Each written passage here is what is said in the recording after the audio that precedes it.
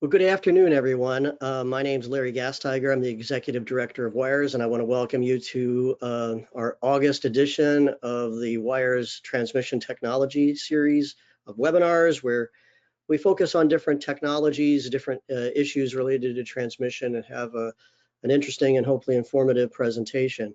And today we have Dave Rupert, who's the CEO of Grid Assurance, and he's here to talk about some of the increasing threats to the grid and give an overview of some best practices to help circumvent some of these ever-increasing resilience challenges. Dave has over 40 years of experience as a leader in the engineering, aerospace, and utilities industries. I'm not going to go into the full background on his bio, which is extensive, but looking forward to the presentation today. Before we get started, I just want to mention to everyone that for those of you who are viewing, we will allow some time at the end for Q&A, and the way to go about doing that, on your right-hand side of your screen, there's a tab that says questions. If you tap on that, you can enter a question, submit it, and I'll work it into the queue for Q&A once we get to the end of the presentation.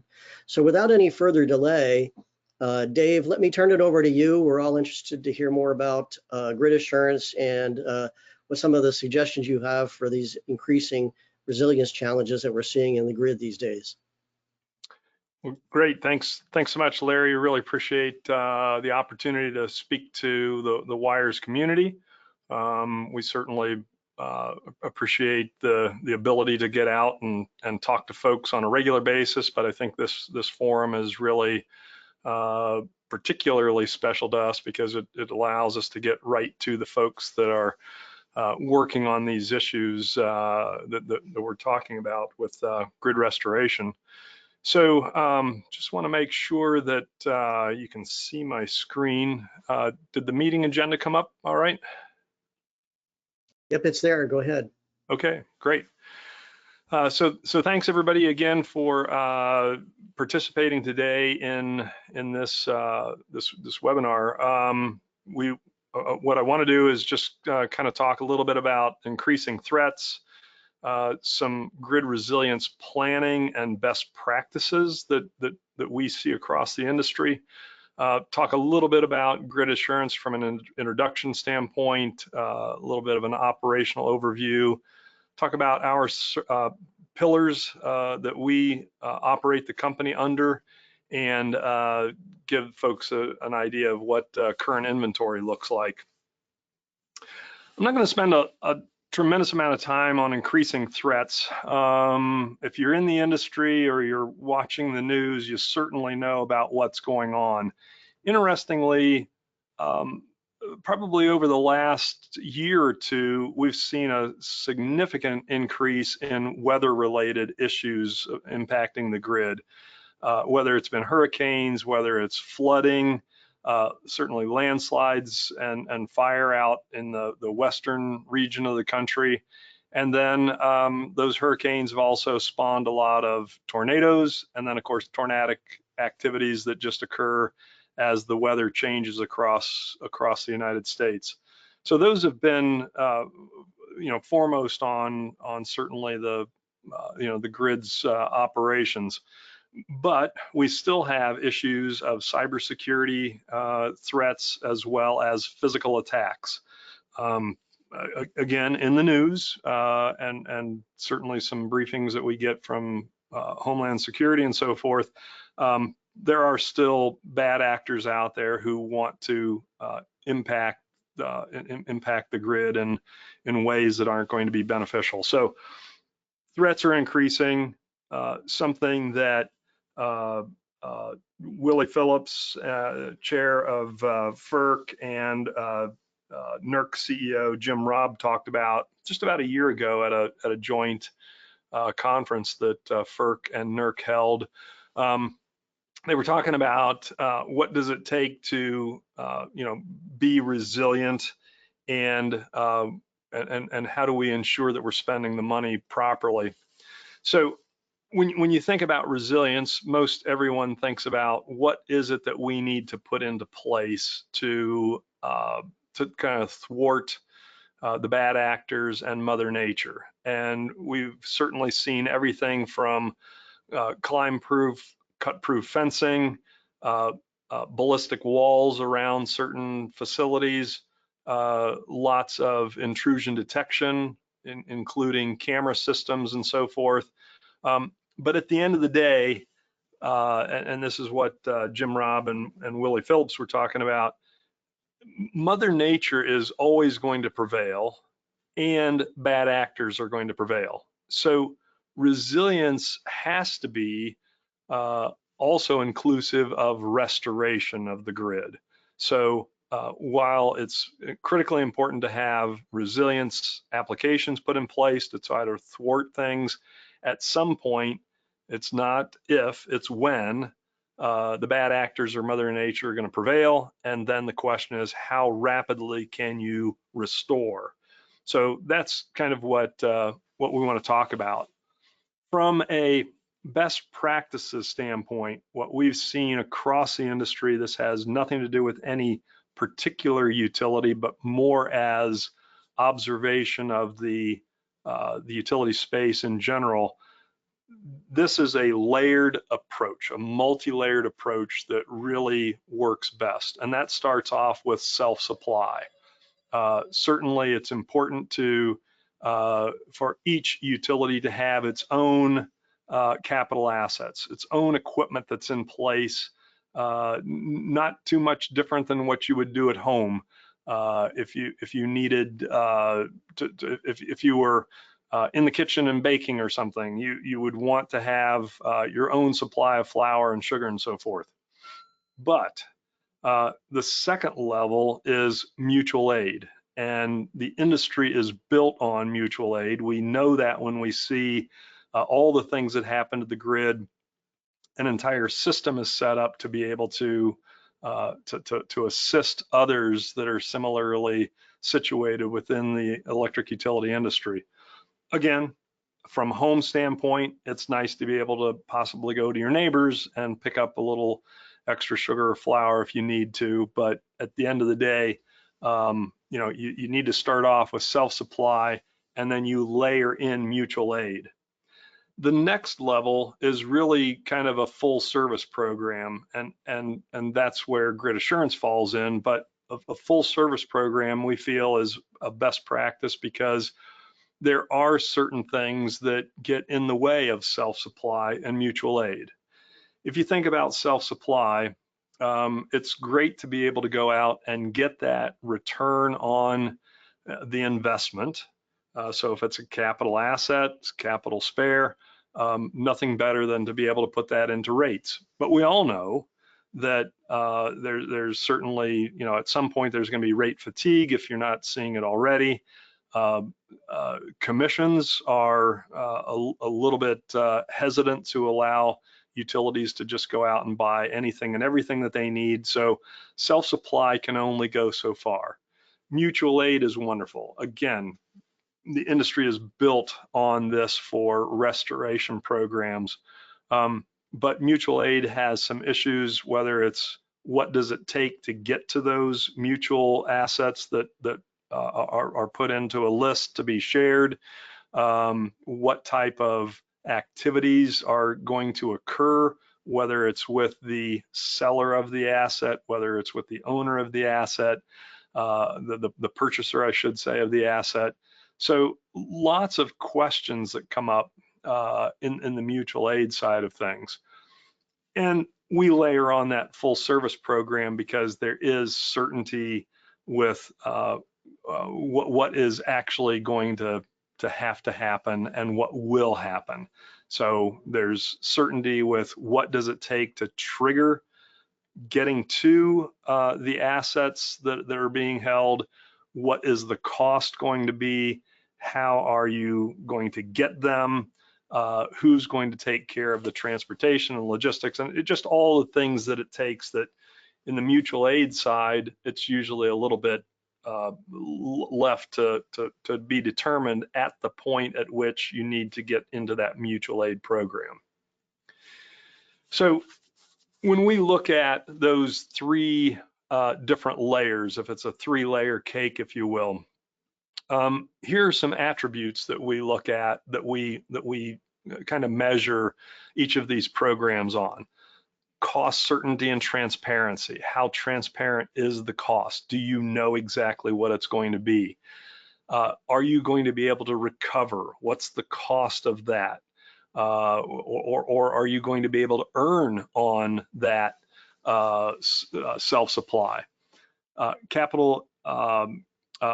Event agnostic. So are you looking at an end of life failure? Is it a physical attack? Is it a cyber attack? Is it a weather event? Is there something in that event that's going to trigger things? Incremental.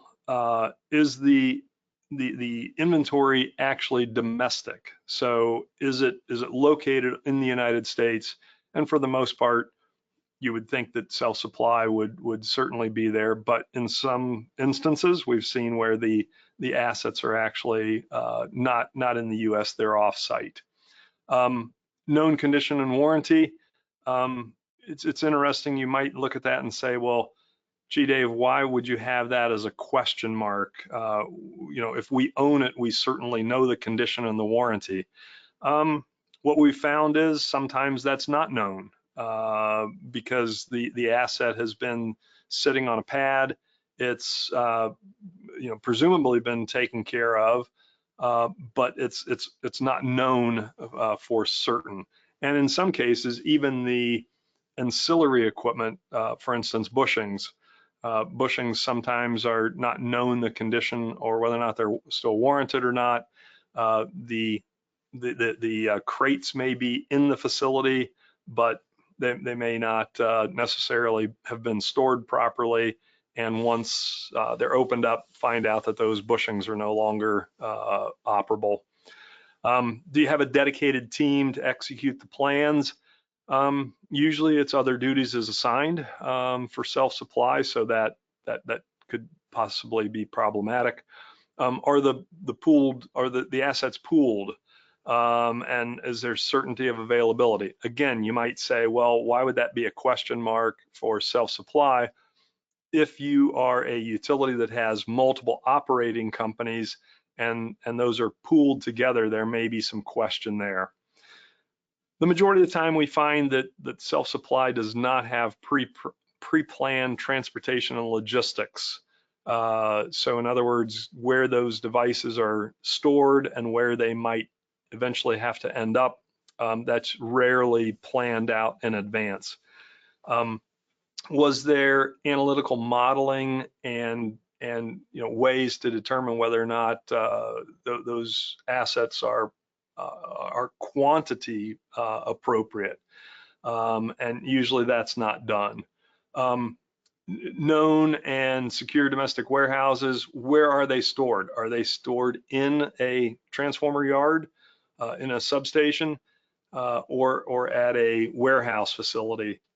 Most of the time those assets are stored outside, and certainly if they're a spare in an existing facility, the physical attacks, the bad actors, if you will, they are not going to say, well, gee, I'll just go ahead and shoot this one because it's their spare, so I'm going to kind of hurt them, but I'm not going to hurt them too bad. No, they're indiscriminate in what they're going to do to that facility, so the spare may be even damaged as well. And then does the self-supply promote industry standardization? And that's probably an absolute not, because we all know that we design transformers and our stations unique to the way that the system has to operate. So again, when we look at mutual aid, we've got a couple things. We've got regulatory certainty and clarity.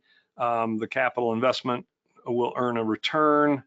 We know that because the mutual aid is being held by a particular utility.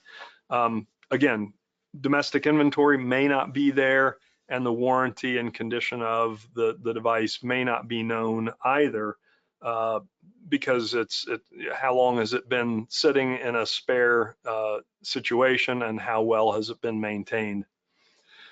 The full service, as you can imagine, now you start getting clarity around everything. So there is certainty. There's clarity on the way that the assets are going to be maintained. There will be modeling done, transportation logistics plans. The assets will be pooled so that they are, lowest cost as possible. And the only one that's sometimes in question is whether or not the capital investment earns a return or not. So it's certainly covered as a charge that can be covered in a utility in a rate filing, but whether or not it earns a return or not is always unknown. There are a couple states that are allowing that now. Texas in particular kind of took the lead on that. So in some of those cases, it may still be unknown. So the real question or questions, I should say, that we pose to folks when we're talking about restoration of the grid from a best practices standpoint is, do you know with certainty, is there speed involved in how you're going to be able to get the assets because you're going to need them very quickly? And is it a pretty simple process? So are you certain what equipment you'll receive? In some cases, you may know, but in other cases, you're just hoping that it's going to be something that'll be close enough that you can actually use it. Do you know the condition of the equipment you'll receive? Even with self-supply, you can't always be certain that the asset is going to be ready to go. We've had a couple of customers recently who even had a spare, and they were still talking about possibly using a newer device because they weren't sure of the real condition of the spare that they had and whether or not they really wanted to put that into service or not.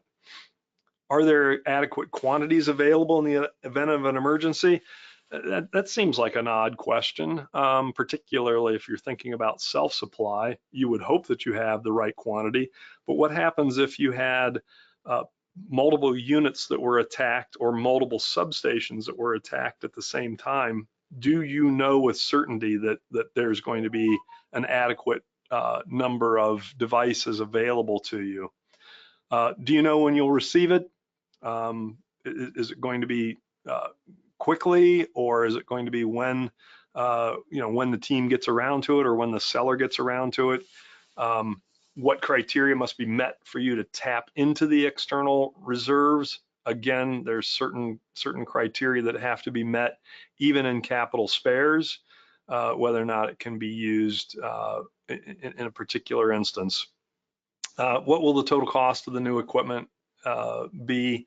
And then what kind of warranty will you receive, or what kind of warranty is on the device that you're going to move out of your capital spares?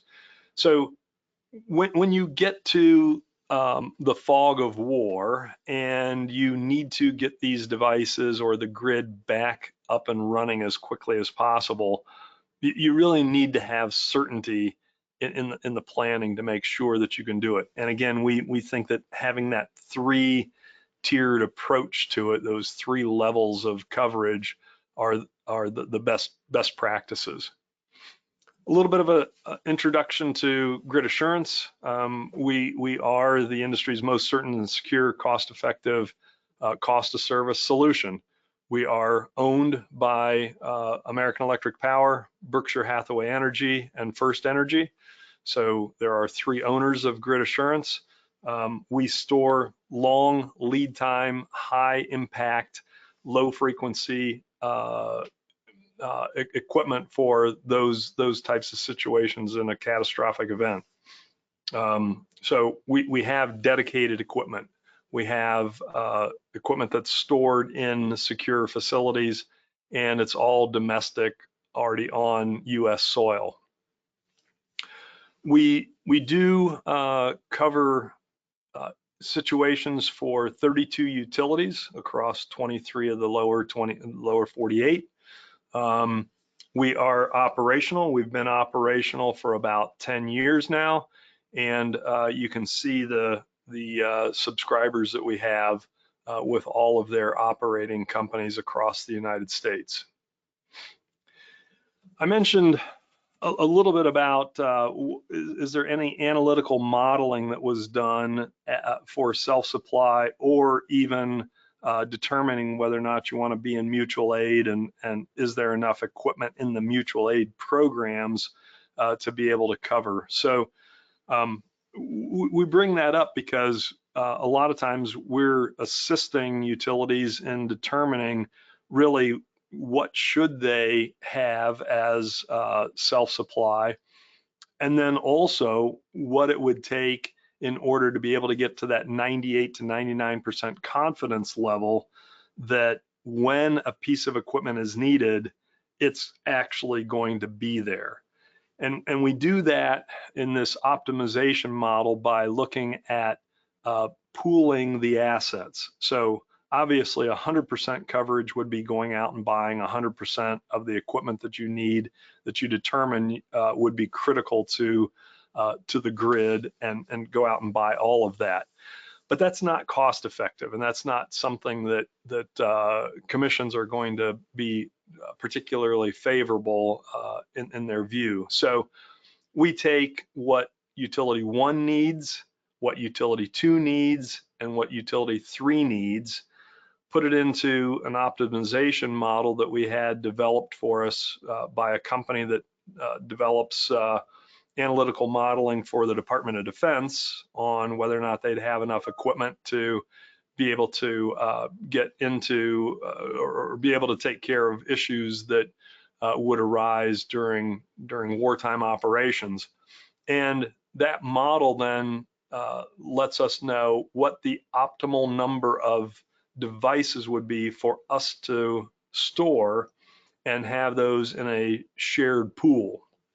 And you can imagine that by sharing, just like an insurance program, now that you're putting some of those costs across multiple subscribers, you start driving down the cost of what it actually takes to store all those assets and still get that 98 to 99% confidence level that you're going to have things there. I also note that the current supply chain crisis is no issue. And you could say, well, I'm not sure exactly how, Dave, you can say that you're going to have enough assets when you don't know exactly what's happened with the supply chain crisis. What we do, part of that analytical modeling, is looking at the lead time in order to determine how many, what's the frequency of events that might occur over a certain period, while you overlay the lead time required to replenish those assets. So it's a model that works exceptionally well, and we feel like that's something that folks need to take into consideration to have the optimal coverage, but at the same time reduce the cost of that coverage. From a timeline standpoint, as you can imagine, things need to move pretty quickly. So from the time that we receive a call into into our emergency call line and things start moving right away, then we end up projecting that in the event of an event, it would be about 2 weeks from the time that we received that call until the device could be at the location where it's needed for the attack, the physical attack, the cyber attack, or the extreme weather event that occurred that took out the equipment that's covered. Just to give you a sense of what our current inventory is for our existing subscribers. So we have certainly transformers and circuit breakers are the 2 main classifications of equipment that we have. We have 7 different ratings with 5 different transformer designs, everything from 230/115s on up to 500 230 kV devices. Circuit breakers, 3 ratings with 2 classes, So we're moving from 115 to 138 in the 145 design, and then we also have 345 kV circuit breakers. Again, this is what we have currently in inventory. It is not the only thing that we can store. It just so happens that because we only purchase what our subscribers want, so we're not going out and speculating, doing speculative purchases, speculating on what might occur in the lead time in the supply chain and so forth. So we are only getting what our subscribers want, again, so that we're optimizing what we're storing and what we have available. Under development, we have GSUs, as you can imagine, with solar and wind, renewables coming on, as well as more natural gas plants. GSUs are becoming really important to have as sparing, but it's very costly to have a bunch of self-supply for that. There's not too much in the way of mutual aid in that area of the industry, so we are developing a GSU program. EHV bushings we do have available to our subscribers. Also bushings that we have a large stock of bushings that mostly go with our transformers, but also because of the way we have it set up, we have those accessible to our subscribers that might need them, even though they don't have a particular transformer in our stock. Poles and structures, as you can imagine, with all the tornadic activity that's been going on, that seems to be ever increasing, and even straight line winds with the derechos, we're looking at building those programs as well with a couple of our current utilities.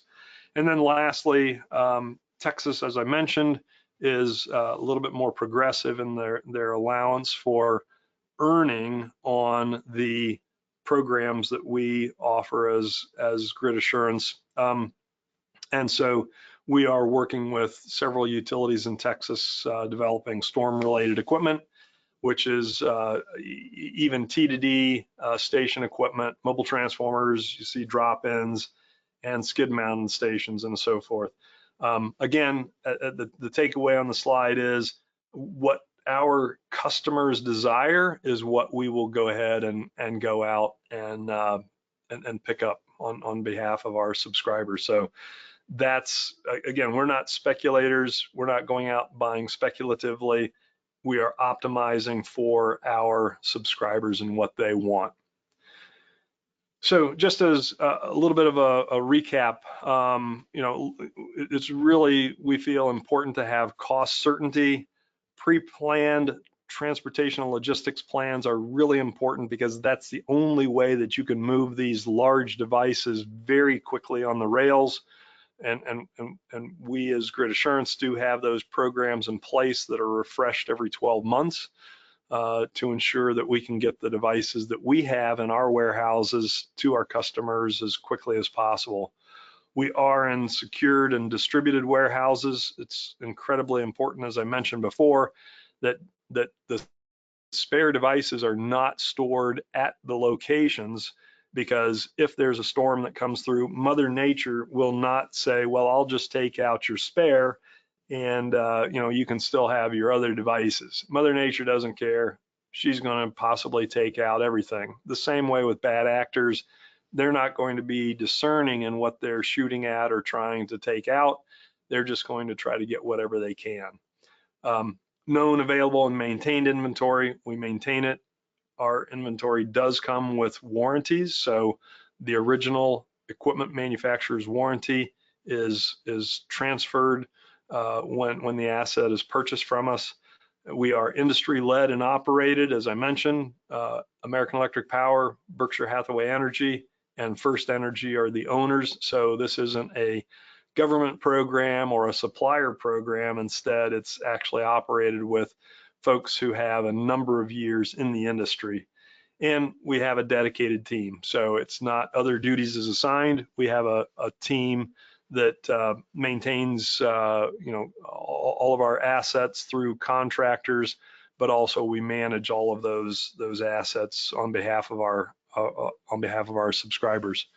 So with that, Larry, that's the end of what I wanted to share with the folks on the call, and more than happy to take questions at this time.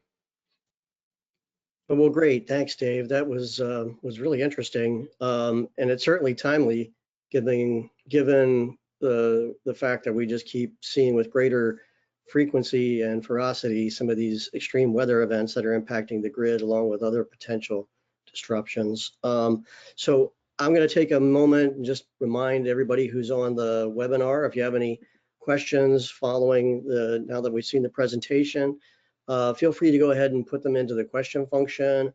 In the meantime, I've got a few questions I thought I'd run by you, Dave, as people may be thinking about what they might like to ask about. I guess, so one thing I wanted to ask you about was, how do utilities figure out how many assets they would need to spare? Do you have any sense of how they go about making that determination? Yeah, it's a good question, Gary or Larry. I think that the key that folks need to think about is kind of starting off at their most critical stations or their most critical lines. We always recommend, don't try to boil the ocean. You're not going to need to get assets, or not need to think about particularly assets at taps and smaller stations and so forth. Our recommendation is those larger stations, the very critical lines that they have that they have to work with, and in conjunction with us, by these folks, the customers sharing with us what those facilities look like and what the quantities of assets are and the sizes and so forth. Then we work to start really kind of coming up with a standardization of multiple facilities might be able to use the same assets or very close, and then looking across the footprint of where those facilities are in the utilities operating areas, that comes into play. And then of course we start looking at lead times from suppliers and whether or not there are other utilities in the area that are similarly situated. So that can also be impactful to the quantity of assets that folks need to think about. But we always say start looking at your most critical stations, your most critical lines, and start doing an analysis. And depending on how that comes out, then we can go ahead and add more facilities in, and folks can start seeing that incrementally the cost does not go up that much, but you're able to cover more facilities with that optimal number of assets. Thanks. I was also going to ask you, I was looking at your list of attributes that you have on here, and one of them was known condition and warranty. And wanted to follow up on that warranty component and ask, so for the full service set of options, how would Grid Assurance warrant the equipment? Yeah, good question. We were able to negotiate with the OEM suppliers 25-year warranties. And what the reason that they allowed that was because, interestingly for us, we store all of our assets in warehouses. So they are inside of facilities, and a lot of times we get questions, well, Dave, the assets are designed to be outside. Why in the world would you keep them inside? Well, for several reasons. One is that they are kept in new condition, not like new, they are new. They've never been powered before.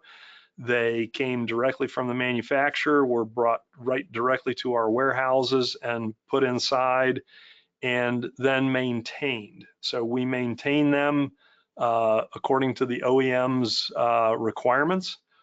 And so as long as we continue to maintain them in the way that the OEMs have stated, then the OEMs have said for up to a period of 25 years from the time that Grid Assurance purchased the device from us as the OEM, we will allow you to transfer the original equipment manufacturer's warranty, which is typically 12 months. And you can go ahead and transfer that warranty over to the purchaser from Grid Assurance.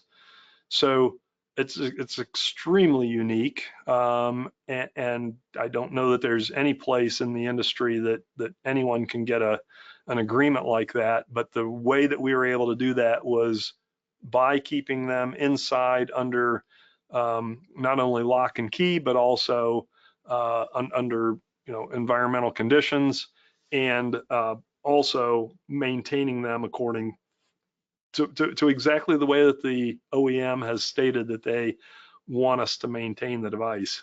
So it's very unique. Now, the other question I was thinking about too was, so you've got 32 different utility subscribers in that mix. I'm sure they're, of all different types of utilities, different parts of the country.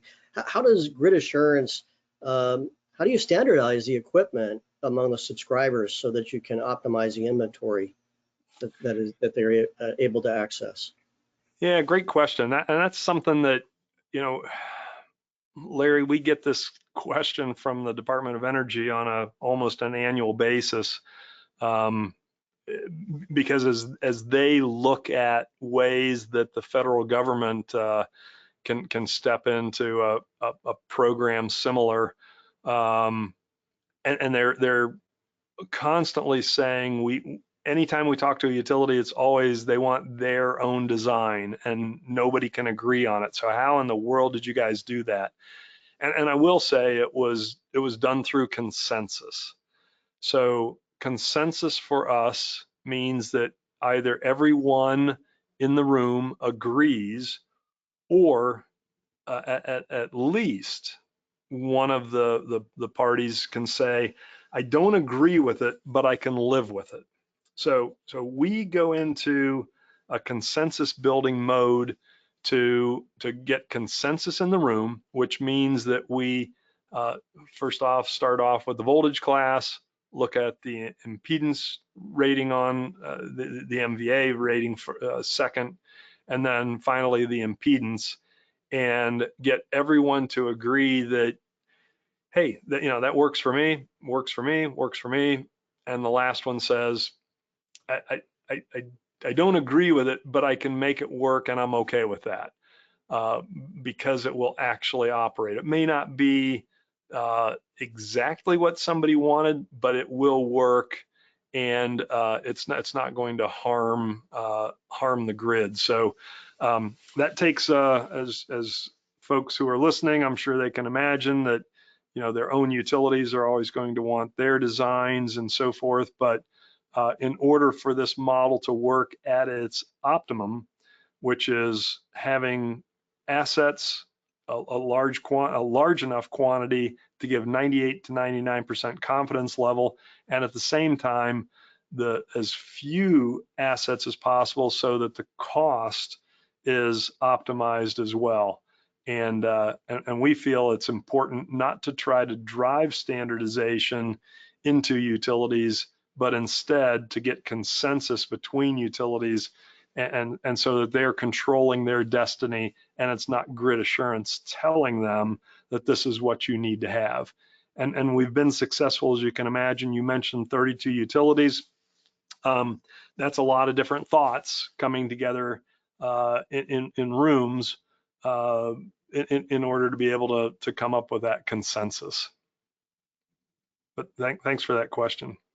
Well, I'm starting to get some questions from the people who are watching the webinar, so I'll start to weave some of those in. And the first one I've got here says it's focused on a question around your modeling and the different options that you laid out that can be taken into consideration. And it says here, seems like it would be more accurate to use your predicted model at the self-inventory first before using it at a macro level. So starting with self-inventory before you go broader. How are self-inventories taken into account in the algorithm? Yeah, that's a really good question, and it is accurate that again, the optimal way to use our analytical tool is to look at the entire the breadth of what should be self-supply and what should be stored with grid assurance. When we get the opportunity to work with a utility to actually do that very holistic, so holistic in my world is looking at that self-supply as well as what grid assurance might be able to support, we want to come up with an answer that's actually driven by the utility itself. So we can give the analytical numbers, I'm making this up, so we throw everything in and we say, you know what, the optimal number is 5 of these transformers. That's what you should have. At that point, it becomes a question of, well, do you want all 5 at grid assurance? And our recommendation is, no, you do not want all 5 at grid assurance for multiple reasons. One is, you've put all your eggs in one basket, and we don't believe that that should ever be the case. The second one is because you can actually almost assuredly earn on those capital assets that you'd be able to store yourself. So then you have to ask yourself, the opposite end of that spectrum is, should I have all 5 in self-supply? And the answer is, again, no, you shouldn't have all 5 because you're not designed to maintain those assets to be able to have them easily deployable and in the ready and also maintained and everything else. And also you may have a commissioner or commissioners who say that's overkill, that's gold gilding, and we're not going to allow all those capital charges to be earned upon in our territory. So at that point, then we start asking, well, can you afford to do 3 of those in self-supply? And if the answer is, well, we're a little capital constrained, so we might be able to do 2, well, then the answer would be you ought to have 2 in your self-supply and 3 with grid assurance. So there isn't a set criteria of what should be in self-supply and what shouldn't. There are a number of factors that come into play with what does that self-supply look like versus what might be in a full service model like what grid assurance has. So I hope that helps with that question, or Larry. Yeah, well, and then another question in my mind is just curious, how often do you have to go back and reassess or recalibrate things with your modeling for a particular utility based on changes that happen over time? Particularly, as I said, so we're seeing, some increasing resilience issues impacting the grid, and not only increasing in frequency, but in magnitude as well. So say what you did, 5-10 years ago for a particular utility, how often are you going back and reevaluating or reassessing what their needs might be? Yeah, that's a great point. So we do an annual discussion with each of our subscribers. It's a combination of a tabletop exercise as well as just talking about, have you had changes in your in your grid or your equipment that you have, in your system, as well as self-supply, as well as has anything changed where the topology of your system may have changed. So that's done almost on an annual basis, I would say. There's another component as well, Larry, that you were kind of alluding to, and and that is, what's happening with the supply chain. And we look at that on a quarterly basis because the supply chain has been changing so rapidly over the last 2 or 3 years. So we can't wait to do that analysis annually.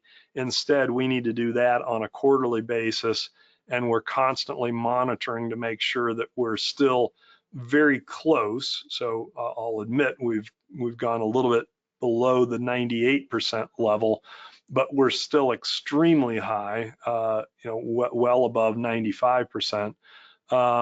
In order to determine, then we're looking at, does it make sense to buy another $4 million, $5 million asset, or what's happening with the supply chain and how we, how we might think of that in the future, as well as talking to our subscribers to determine, do you want us to go out and spend this? This is what it would cost you in subscription fees, and so it's again a holistic approach to it, not just Grid Assurance dictating, but instead our subscribers as part of that dialogue to make sure that we've got the right quantity of assets available for them.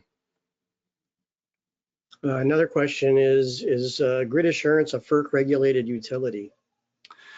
Good question. So we are not. The short answer is we are not. The longer answer is we do, however, have FERC declaratory answers on questions that we pose to them, and we've also determined right from the very beginning to operate almost exactly like a regulated utility. So we are a cost of service business model, and what that means is we have an obligation contractually to not see our prices go up more than a certain percentage, and if so, then that has to go out and get approval from our subscribers. We have to prove to them what caused those increases and so forth. Similarly, we are only cost, so there is no profit made by any of the services that we provide. So we don't make money off of our warehouses. That's a direct pass-through. Our labor is a direct pass-through. There's nothing there. Our owners only make money by virtue of the capital that they have put in, and that return for them is even set up on the ROEs that they already get. They've already been afforded. So as a consequence, it's run just exactly like a regulated utility, but we are not a FERC regulated utility. So just to follow up on that, so does that mean that a utility can earn a return on the fees that Grid Assurance charges? Yeah, and interestingly, Larry, they 100% of our customers are able to get recovery, but what we're working with state commissions is trying to allow the utilities or our customers to also be able to earn. In our mind, just as Texas is doing, it only makes sense that if you invested in a way to restore the grid, you should be able to earn on that as well, just like you're earning on your self-supply. But the only time that we've had that actually work in the utility's favor to earn has been in Texas as a result of it was actually House Bill 2483, and I can't ever remember what it turned into in the law. But that does allow, from a Texas standpoint, for assets that have a longer lead time than 6 months, that utility has the ability to earn on their subscription agreement. But otherwise, we don't have any other states that are similarly situated, although New York has something very similar as well. And I feel like, as we've looked at it, there's probably an opportunity in New York, which would then, be in addition to Texas. So just one other question I wanted to follow up on, which is, you talked somewhat about the pre-approved logistics. Can you elaborate a little bit more on like what do those look like and how does it work? Yeah, it's a great question. So, these, as I mentioned, these assets are extremely heavy. They're extremely large, and so pre-planned logistics are very important. So when a subscriber comes on as a customer to us and sets up exactly where they want their assets to go, we have logistics plans by a third-party logistics company that are developed, and they're extremely extensive, including up to exactly what the securement requirements are going to be. So for these large assets, there's always blocking and cribbing and stuff that goes onto the rail car to ensure that the transformer doesn't slide off as the train slows down, or it increases speed, or it goes around a corner. So the third-party logistics provider goes ahead and establishes the securements. They determine the exact size and type of rail car that's required. They also develop the route that is taken from our facility to the termination point that the subscriber provides to us. So if the subscriber is lucky enough to have a rail spur that goes right into the station, then it would be to that location. If it's within a mile or two or half a mile or what have you, then that's the location that's planned for. The clearances from railroads, we were just recently at the RICA conference, which is the Railway Industry Clearance Association, and the railroads, all the major railroads are there in attendance, and there's always questions about how long is it taking to get clearances. In some cases, it can take over 6 months to get a clearance to move a rail car that's considered high and wide. So there's special cars. For us, every 12 months, our clearances are re-approved by the railroads.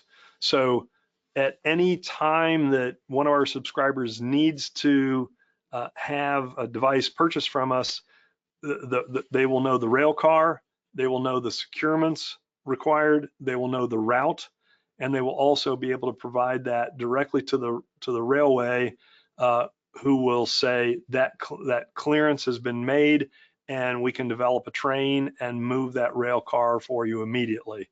That's unheard of. I can almost guarantee there's no other utility in the United States that has pre-planned clearances, but that can save months and months and months of being able to get a device into location as quickly as possible. So we feel like that is extremely critical, particularly when you think about, you might have 500,000, 2 million customers out of service, and you've got to get a new device into that facility. It's going to take, you're going to want it there as quickly as possible. So good question, Larry. Thank you. Well, I had no idea there was an association focused on railway clearances, so that's kind of interesting to me. I mean, I guess there's associations for pretty much everything out there. Yep. Well, listen, Dave, thanks. We're getting close to the top of the hour on this. I want to thank you for taking the time to go through this presentation. I found it very informative, and hopefully folks who signed up for this did as well. So really appreciate your time walking us through all this. We're going to bring this particular webinar session to a close. For people who are watching, our next one is going to be on September 24th from 2 to 3. It's going to be hosted by Enline Energy, and Enline is going to focus on technology systems that can help monitor, maintain, and optimize energy assets. So looking forward to that one in a little over a month. So thanks again, Dave and Grid Assurance, for the presentation. And we're going to bring this one to a close. Thank you very much. Thank you, Larry. We appreciate it. All right, bye now. Bye-bye.